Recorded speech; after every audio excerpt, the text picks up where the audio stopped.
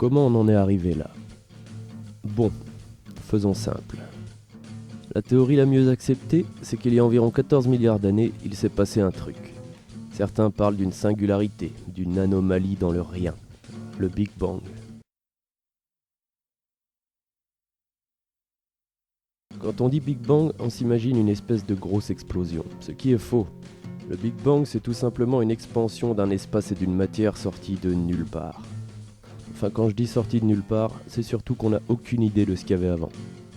Au début, l'univers ressemble à rien. C'est une boule complètement opaque d'énergie et de particules subatomiques. Je vais pas parler des particules d'antimatière maintenant, peut-être un jour. Bref, en à peine quelques minutes, l'univers s'étend déjà sur des milliers d'années-lumière. À force d'expansion, la lumière arrive à se frayer un chemin dans le bordel et une force en particulier aide à construire le tout, la gravité. La gravité, c'est un peu comme Dieu en mieux. Grâce à quelques imperfections dans la répartition de la matière, elle rassemble et forme peu à peu ce qui a créé l'univers tel qu'on le connaît aujourd'hui. Et là, ça devient intéressant. Peu à peu, l'univers se refroidit. 377 000 ans après le Big Bang, des atomes d'hélium et d'hydrogène commencent à se former. Entre 150 millions et 1 milliard d'années après le Big Bang, l'univers est surtout fait de plasma. Peu à peu, le tout se transforme et donne des rassemblements de matière à divers endroits, et des structures de plus en plus grosses. L'hydrogène, élément le plus commun dans l'univers, se retrouve contracté à des points précis de l'espace, et l'hydrogène contracté, ça chauffe. Et ça produit beaucoup d'énergie. L'hélium est plus lourd que l'hydrogène, alors il s'effondre au centre des masses d'hydrogène. À ce stade, la matière se transforme en énergie. C'est la naissance des premières étoiles. 300 millions d'années après le Big Bang, les étoiles, toujours grâce à la gravité, se regroupent en galaxies. Puis les galaxies se regroupent elles aussi jusqu'à former une immense toile cosmique.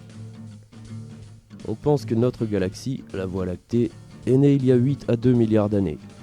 Puis, 1 milliard d'années avant que notre système solaire soit formé, une étoile a explosé, une géante rouge.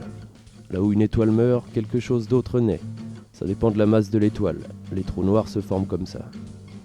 Celle-là a créé une nébuleuse qui a formé des éléments plus lourds, du nitrogène, de l'oxygène, du fer et d'autres trucs qui ont contribué à faire notre monde. Notre Soleil vient de l'effondrement de cette nébuleuse. Il s'est formé il y a 4,6 milliards d'années.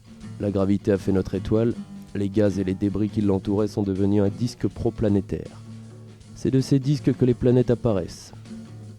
La troisième planète, la Terre, s'est formée au bon endroit par rapport à l'étoile, là où il ne fait ni trop chaud ni trop froid, là où l'eau liquide est possible. Les radiations du Soleil ont balayé les débris restants. On pense qu'environ 100 millions d'années après la formation du système solaire, une planète de la taille de Mars est entrée en collision avec la Terre, ce qui aurait fait la Lune. L'apparition de la vie, on va dire que c'est un coup de bol, un accident devenu possible par énormément de facteurs différents. C'est arrivé il y a environ 3 milliards et demi d'années.